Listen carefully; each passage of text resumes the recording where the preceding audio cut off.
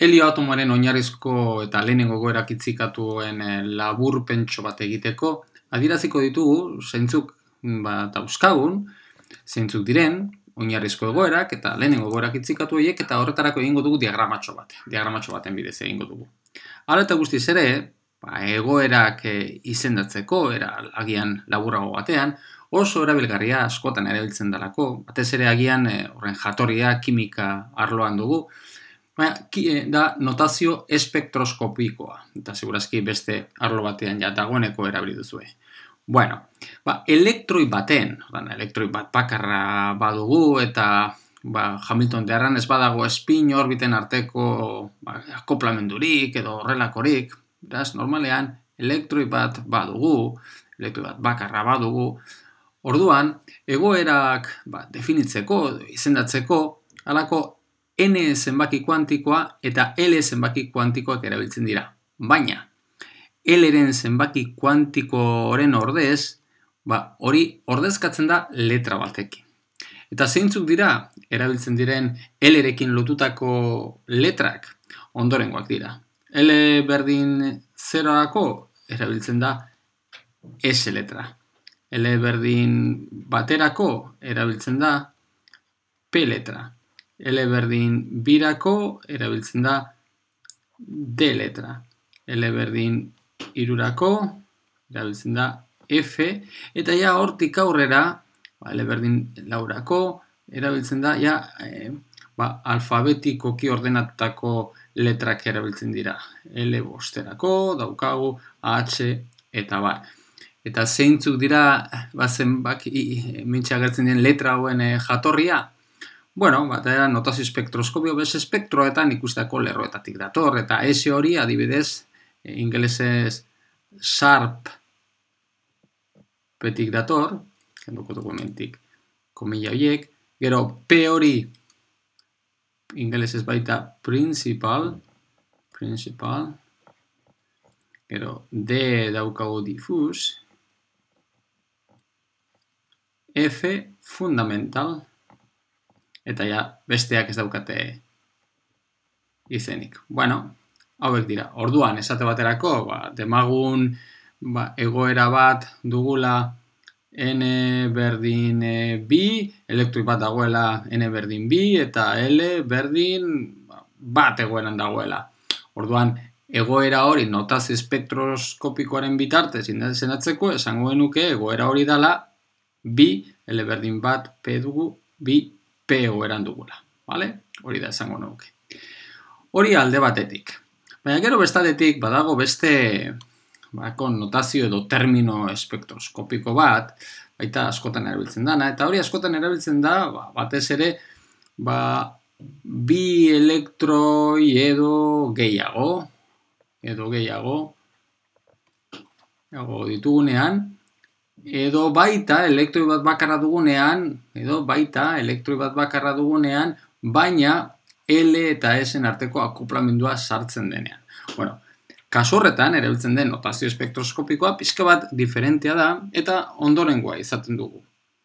Erabiltzen duguna da ondorengoa da. Bi S gehi bat, ointxe adieraziko dizuet zein den hementxe agertzen den gauza bakoitza, bi S gehi bat, L eta hementxe J. Bueno, adibidez, ze da hementxe agertzen diren gauza diferentea. Bueno, lehenengo eta behin, hementxe agertzen den S hori da bi kasunetan, bi elektroi baditugu, espin osoarekin lotutako zenbaki kuantikoa. Beraz, espin osoarekin lotutako zenbaki kuantikoa bider bi gehi bat. Hori alde batetik. Gero bestaldetik, L hori da bi elektroi edo gehiagoen momentu angeluar osoarekin lotutako L zenbaki kuantikoarekin lotutako letra eta maiuskulas. Bueno, orduan, L hause dago momentu angeluar osoarekin dago lotuta. Beraz, lehenengo egin behar duguna da momentu angeluar osoarekin lotutako zenbaki kuantikoak aztertu zeintzu diren, eta gero hementxe daukagu notazio espektroskopiko honen bitartez, adibidez demagun momentu angeluarri dokion zenbaki kuantikoa dela bikoa dala. Beraz, izango litzateke, horrekin lotutako letra eta maiuskulas jarrita.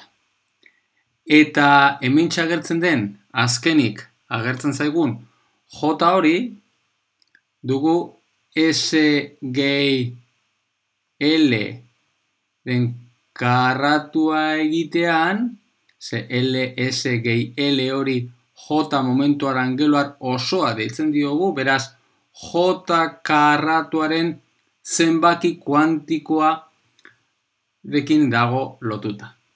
Beraz, termino espektroskopiko honetan agertzen den informazioa, dauko alde batetik S-ren informazioa, S osoaren informazioa, daukagu L osoaren informazioa, eta baitik izango dugu, momentu angeluar osoaren, beraz, S gehi L-ren karratuaren informazioa izango dugu. Beraz, hauek dira normalean erabiltzen diren notazio espektroskopikoak. Elektroa bakarra dugunean, eta hurbilketa simple baten bidez, L eta S-en akoplamendurik ez dagoenean, eta L eta S-en akoplamentua agertzen denean, eta batez ere, bi elektro edo gehiago ditugunean erabiltzen den notazioa. Bueno, hau buruan izan da, orduan, joan gaitezke oraintxe aztertzera zein den, hementxe egin dezakegun, diagramatxoa. Lehenengo eta behin, eta aztertzeko hementxe bereiztuko ditugu bi kasu diferenteak. Lehenengo eta behin, bereiztuko dugu, adibidez, elektroi independenteena, elektroi independenteen hurbilketa, beraz, hemen elkarrekintzarik ez dago, eta gero, bigarren zatian, bigarren hementxe eskubigan, aztertuko ze gertatzen den elkarrekintza sartzean, eta hementxe egin dugun bezala, aurreko ataltxoan egin dugun bezala, batez ere aztertuko dugu ze gertatzen den lehenengo ordeneko perturbazio teoria egiten denean. Lehenengo eta behin.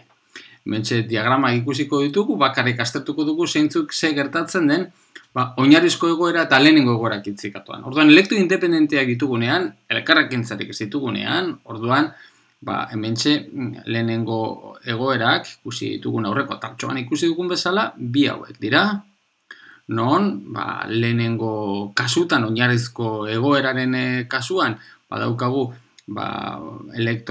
bi elektroiek batez egoerak ditugun, eta izatez ez da kalkulatu genituen, zein den egoera, kalkulatu genuen zein den kasu honetan daukagun egoera horri dagokion energia, eta gero, bestaldetik, lehenengo egoerak itzikatuan, ikusi genuen nola aukera diferenteak genituela, ez?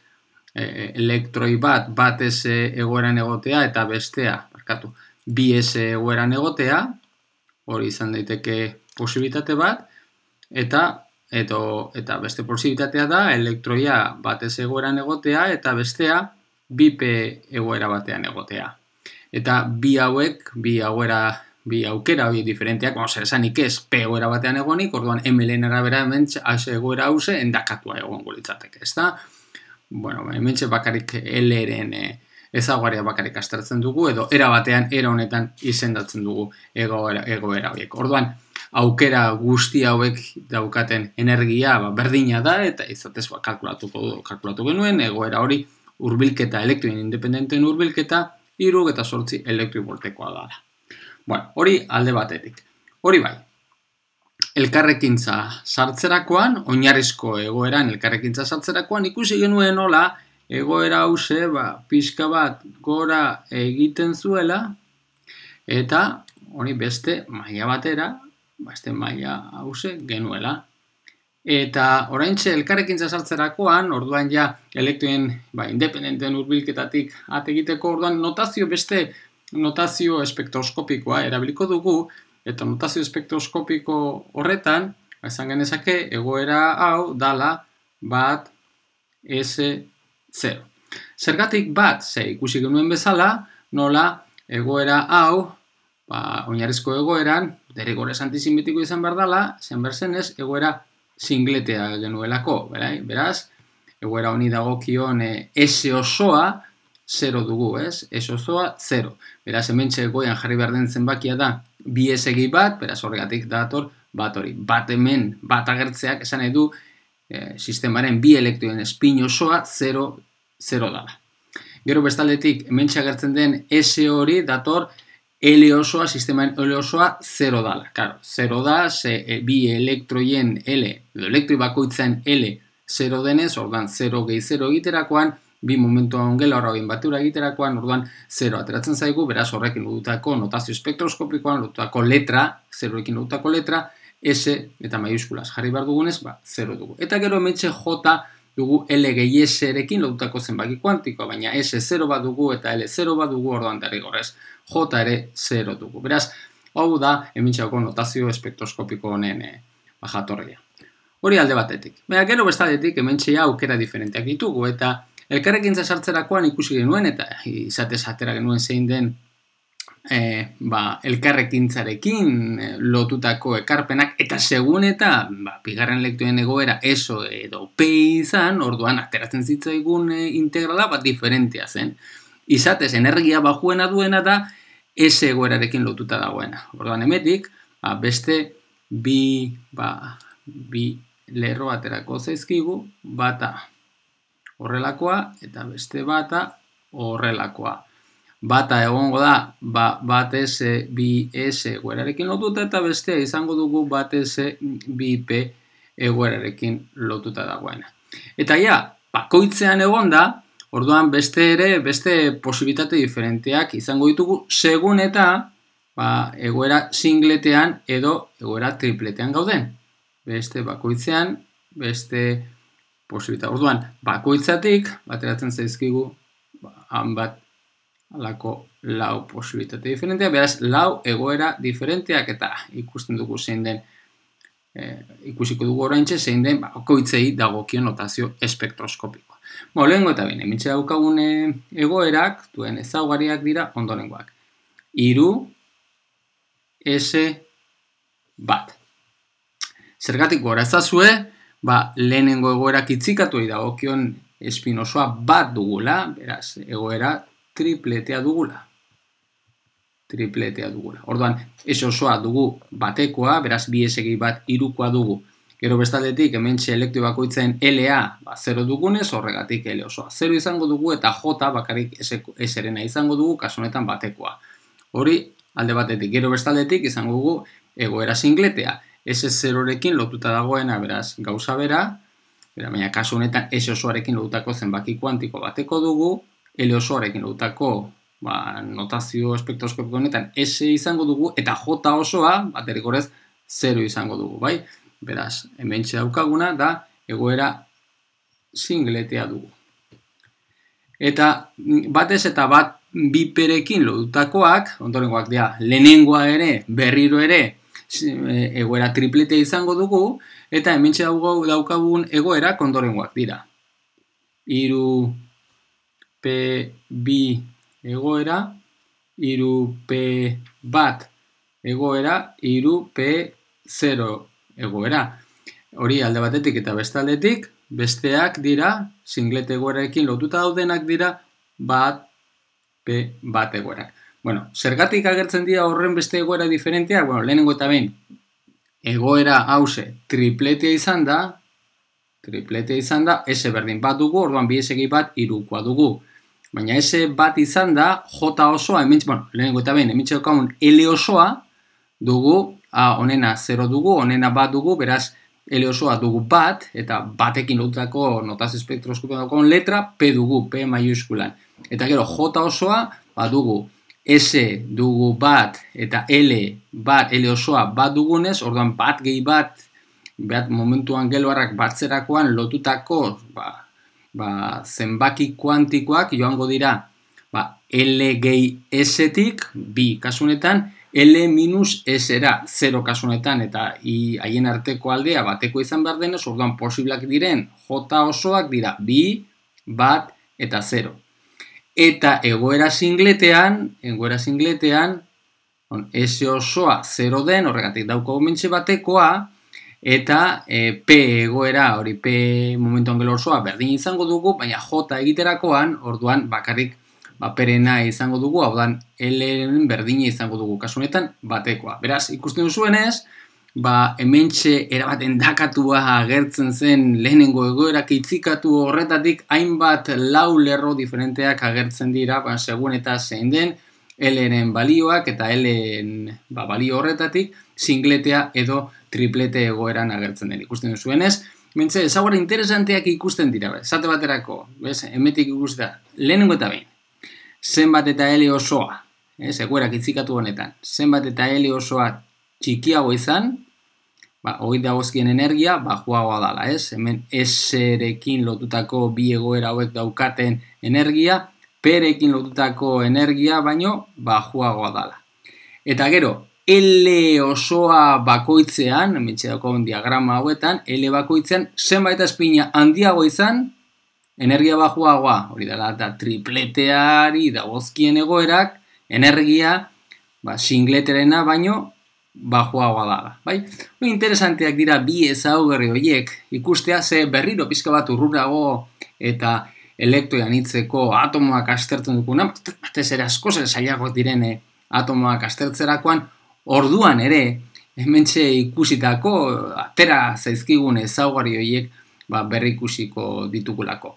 Zer esanik ez, hementxe agertzen, ez da eskalan, ez da pentsaturik, ez? Hementxe agertzen diren alde horiek, artifizialak dira, batez ere ondo berizteko hementxe agertzen diren lerro diferenteak. Hori bai, lau lerro horiek bai ateratzen dira hemetik, naiz eta haien arteko energia diferentzia eskalan ez egon. Beraz, ataltxo honetan egin duguna da, diagrama honen bidez, gure helburua izan da, aztertzea, irudikatzea, zeintzuk diren, bai oinarrizko egoera horrekin lotutako egoera bakarra, baina baita interesanteagoa dana, lehenengo egoerak itzikatu erekin, non elektro independentea egiterakoan bakarrik lerro bat agertzen zaigun, elkarrekintza sartzerakoan honek sortzen duen endakapenen apurketen ordena, ez? Eta orden horrekin lotutako ezaugarriak nolabait aztertzea da honen helburu nagusia.